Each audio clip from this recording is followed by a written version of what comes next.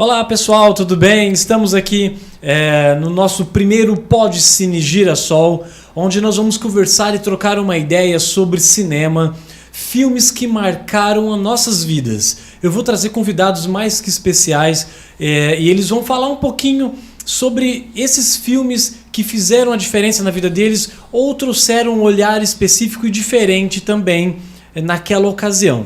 Estamos aqui com duas pessoas que eu particularmente gosto bastante, gosto de conversar, que entende pra caramba de cinema, que é o nosso grande amigo Igor.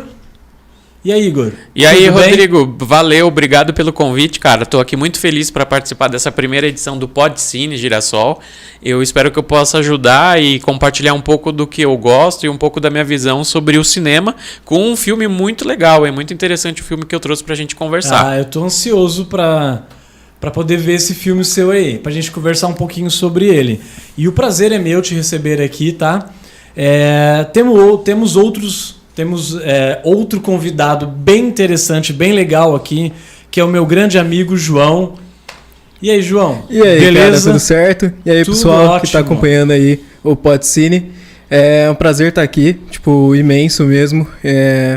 Quero muito apresentar um pouquinho do que eu sei da minha parte, e o meu filme que eu tô trazendo pra vocês é o Pateta, o filme. O pessoal aqui olhou já com aquela cara meio mas a gente vai é falar uma coisa sobre muito isso. especial mesmo. É uma animação, né? Um desenho. É isso aí mesmo. Pra mim, a minha parte é mais essa coisa de animação. Eu gosto mais, né? Tá certo, João. Vamos conversar bastante sobre isso, beleza? Vamos começar então com o Igor. Ô Igor, o que é que você trouxe pra gente? Qual que é o filme que você trouxe pra gente que marcou você bastante? Olha, eu trouxe um filme que talvez ele não seja muito conhecido, mas é um filme que com certeza o original, né, a adaptação que ele foi feita a partir do original é bem conhecido. O filme que eu trouxe hoje pra gente conversar um pouco é Nosferatu. Nosferatu, para quem não conhece, é uma adaptação, né, do filme Drácula. É um filme de 1922. É um filme bem antigo. Ele é um filme preto e branco, né? E por que eu escolhi esse filme? Além dele ser uma adaptação do Drácula, né? Do Stork, que é um clássico, né, do cinema. Esse filme ele é muito interessante porque ele trabalha dentro de uma linguagem bem específica e bastante desconhecida para a gente aqui no Brasil, que é o expressionismo, mais especificamente o expressionismo alemão. Em suma, muito resumidamente, o que é o expressionismo alemão? É um desvio da linguagem habitual que a gente tem. Então nós vamos ver coisas como, por exemplo, portas que são tortas, nós vamos ver janelas em formatos e proporções muito erradas. Inclusive nesse filme os cenários, você fica meio assim, até na tomada de abertura, que é uma capela. É verdade. É uma capela, uma igreja? É uma capela. Na verdade, é um espaço ali religioso, né, dentro do castelo do conde, né? Ele mora em um castelo nos Montes Cárpatos, né, que é uma região bem específica ali. Então, ele tem aquela história dessa coisa meio demoníaca, né, meio querendo morder as pessoas. Aquela história do Drácula, como a gente já conhece, mas com um viés alemão bastante peculiar, né? E, sobretudo, essa questão do expressionismo é muito interessante porque é uma coisa que nós não vamos encontrar em outro filme, praticamente, no mundo. É uma versão bem especial de um trabalho expressionista. Existem poucos filmes com essa linguagem trabalhada, né, na cinematografia do mundo, que é o expressionismo. E esse, ele é o ao concurso, assim, é o que a gente logo imagina como referência em expressionismo. Por que eu cheguei a esse filme? Porque como eu gosto muito de teatro, eu estudo bastante essa questão, a linguagem expressionista no teatro é muito mais comum, mas é uma linguagem pouco trabalhada no cinema. Então, a gente... E aí, tudo bem? E aí a gente encontra uma referência muito interessante cinematográfica com esse conceito teatral. Então ele marca bastante, assim, ele é bem interessante para discutir esse conceito. Não, para você que gosta muito de teatro, trabalha com cenários, esse filme em preto e branco é magnífico, trabalha com uma luz e sombras, nossa, é demais. O que me lembra muito é que me lembra muito algumas obras de Van Gogh. Sim. esse filme. E eu não sei se foi esse expressionismo alemão, ele veio de Van Gogh, trouxe alguma coisa assim, porque tem alguns filmes alemães dessa mesma época que se baseiam muito nesses quadros, principalmente Van Gogh. Eu acho bem interessante. Não é habitual hoje, né? Hoje em dia. Por exemplo, se a gente for fazer como você fez um paralelo de uma obra de arte que é bastante conhecida, é o Grito, né? O Grito é aquela obra que o cara tá assim andando em uma ponte. Aquilo ali é um expressionismo também. Então, para vocês imaginarem mais ou menos o que é o conceito do filme, essa questão mais distorcida da realidade, uma visão pouco peculiar dos acontecimentos diários, né? Então, o Goethe, que é aquele autor da obra do Grito, que é bem conhecida, que já se transformou até em meia, né? Eu, inclusive, tenho uma meia dessa com o Goethe. Olha, as suas meias são peculiares. São meias marcantes. Eu costumo dizer que são meias felizes, né? São rap socks. Então, eu quero muito implementar esse conceito aí de rap socks que deixam as vidas das pessoas bem mais felizes. Voltando para o cinema e para o expressionismo, é bem interessante, porque a gente pode ter uma ideia do que é esse filme. Então fica a dica, é um filme bem interessante que a gente pode conversar mais. Quem tiver perguntas e quiser discutir mais, manda as mensagens aí nas nossas redes sociais. E é um filme que, inclusive, a gente encontra com facilidade na internet. É interessante esse filme, essa colocação sua, trazer para os dias de hoje, que muitas pessoas curtem bastante, eu curto muito filme, curto assistir e tal, só que não faz esse paralelo, né, do cinema com a arte, que está tudo ligado, né? Sem dúvida. Você pega um quadro, como você disse, e você pode jogar dentro do filme, que é se você parar um frame, você parar uma foto, é um quadro, né? Eu lembro que eu estava fazendo um curso há muito tempo atrás e eu estava falando de um filme que muita gente não presta atenção, que é o Batman versus... Batman Cavaleiro das Trevas, né? Cavaleiro das Trevas, você entrou no... Esse Cavaleiro, nossa, do Nolan, ele é ótimo. É ótimo. E ele usa muito de um pintor chamado Caravaggio. Conheço o Caravaggio. Cara, e se você pegar os quadros dele e você colocar dentro do filme... É a mesma coisa. Muda as personalidades, muda as personas do filme. Mas essa relação que muitas pessoas não fazem de hoje, né? Como a arte em si, a pintura influenciou no cinema hoje, né? Eu acho que a pintura sempre influenciou a arte. De uma forma geral, eu costumo dizer que a pintura ela é a precursora de todas as demais artes. Se a gente for fazer um raciocínio rápido, a primeira obra de arte que a gente encontra, talvez na história da humanidade, é uma pintura rupestre, ou seja, uma pintura, né?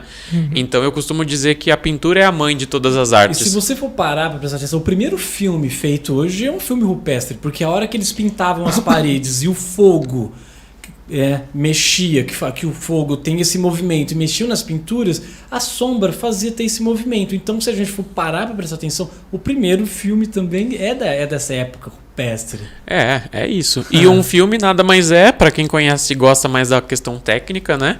Um filme nada mais do que milhares de obras pintadas, né? Milhares de fotografias. A gente tem um dos últimos que saiu também, agora eu não vou lembrar de quem que é. Saiu inteiro pintado também. Do Van Gogh. É do Van Gogh, sim. É do Van Gogh. Eles pegaram os quadros do Van Gogh. Eu vi que tinha mais de 32 artistas. E cada um pintando um frame, cara. Sim, eles criaram, né, uma linguagem de visual nova para poder fazer os quadros, e o filme é belíssimo. Sim, então, belo. É belíssimo. Aí nós entramos no João, no tema do João. O meu tema é um pouco diferente, né? Sai um pouquinho do Qual que é o seu filme? O meu filme é Pateta, o filme. Mas, no meu caso, é uma ligação mais... Não posso dizer afetiva, mas sentimental. Porque eu consumi bastante a animação da Disney quando criança. Eu acho que muita pessoa consumiu pela fita ou por depois com a implementação DVD. Mas... Era verdinha a fita? Era verdinha. Então, esse filme pra mim, eu tenho uma ligação muito grande com meu pai. E quando meu pai, ele pegou um tempo que ele trabalhava muito, ele me deu essa fita de presente. E essa fita era muito, tipo, na época, quando você é criança, você assiste de uma forma totalmente espontânea, É verdade. muito aberta, se dá risada das coisas. Só que depois, quando eu assisti mais velho o Pateta o filme, eu vi o tratamento muito absurdo e como tinha ligação com aquela época.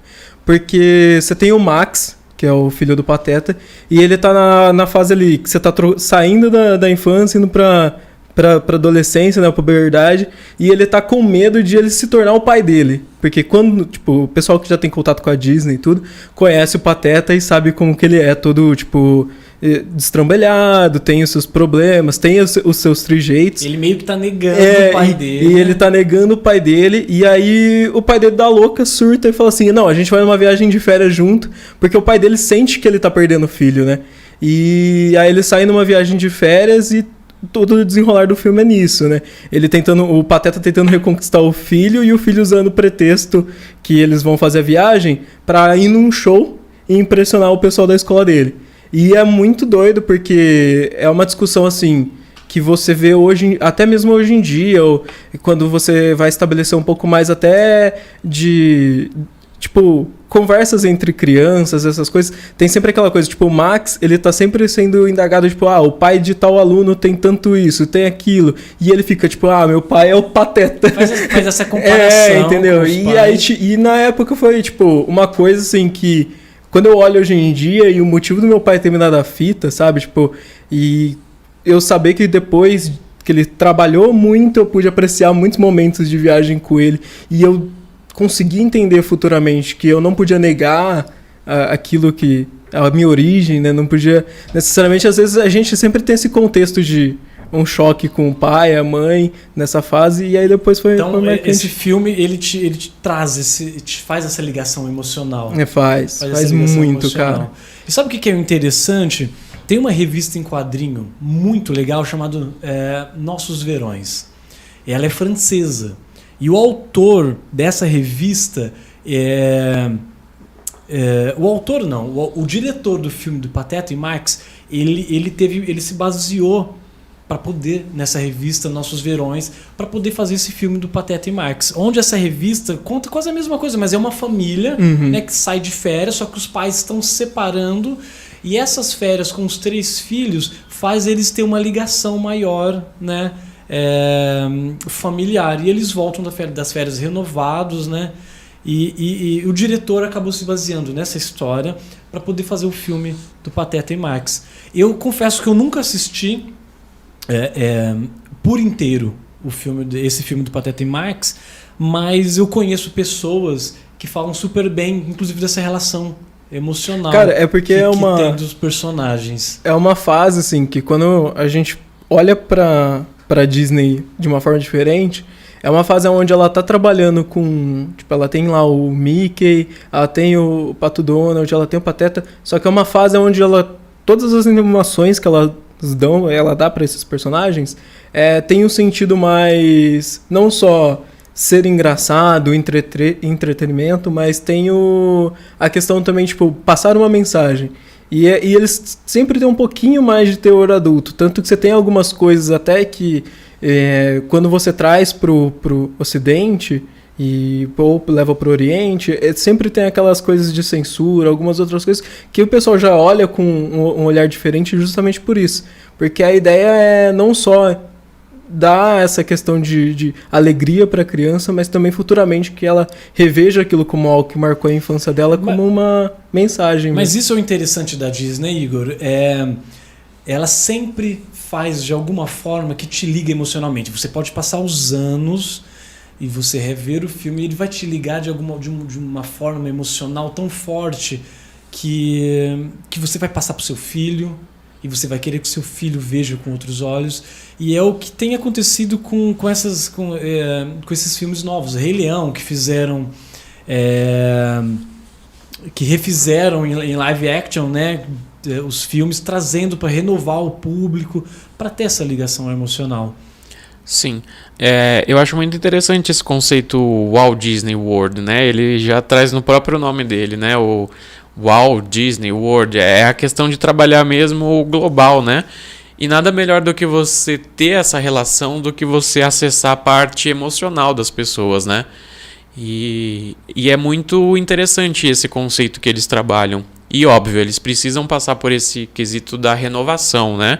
Os jovens que estavam emotivamente interligados aos conceitos Disney cresceram, né? E esse trabalho ele não cessa, né? E talvez o impacto dessas novas gerações da Disney venham por parte dos próprios pais, né? Que uma vez impactados lá, eles vão levar isso para o resto da vida. E você conseguir mudar a geração e continuar com esse conceito é muito interessante, porque, como você trouxe o exemplo do Rei Leão, né? A animação que a gente viu lá atrás, né? Aí tem o João que pode dizer, talvez lá, eu nem sei se tinha algum D naquela animação, mas era um desenho que era encantador, assim. E as crianças hoje, elas olham para aquele desenho de antigamente, que nem é tão antigamente assim, não há vínculo, assim. É muito chato para as crianças de hoje em conseguir ver aquela linguagem. Mas quando eles levam, né, esse conceito do live action para as crianças de hoje em dia, é arrebatador, né?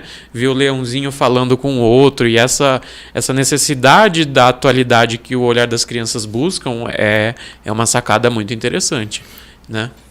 Que eu acho que diferente de Nosferatu, né, que querendo ou não, apesar dele envelhecer, ele envelhece bem e contribui verdade. Ainda pro filme, né? Sim. Tipo, é um envelhecimento que contribui. Eu acho que pra Disney o envelhecer de vez em quando é bom por causa da nostalgia, mas não é necessariamente aquilo que contribui. Então, hoje em dia, querendo ou não, um monte de coisa. Às vezes o pai, por ter uma ligação até mesmo com o super-herói, essas coisas, a criança consome uma coisa mais visivelmente cheia de efeito visual, e às vezes quando ela realmente assiste esse filme, ela fala, pô... E ainda mais hoje em dia que a maioria dos desenhos está se renovando para 3D justamente por ser uma prática mais fácil de animação e que gasta menos tempo e custo. O que acaba ganhando nesse desenho é essa relação que foi abordada, os temas que fazem uma ligação com as pessoas, muito mais do que a animação, né? Que é bem simples, mas os temas são complexos e profundos, né?